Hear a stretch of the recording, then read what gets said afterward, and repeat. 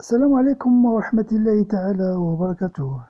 تداول رواد التواصل الاجتماعي أن الإعلامي المغربي صلاح الدين الغماري قد وافته المنية ليلة الخميس الجمعة جراء أزمة قلبية ألمت به.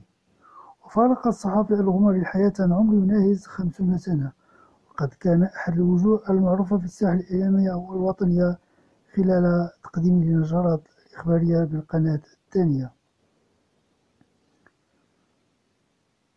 وتألق الإعلامي صلاح الدين الغماري على شاشة التلفزيون المغربي بسبب كورونا، حيث قدم يوميا على القناة الثانية برنامج أسئلة كورونا، وهو برنامج خاص بالتواصل مع أسئلة المغاربة من مختلف الفئات الاجتماعية لأجل التفسير والتوضيح إجراءات حالة الطوارئ الصحية بالمغرب.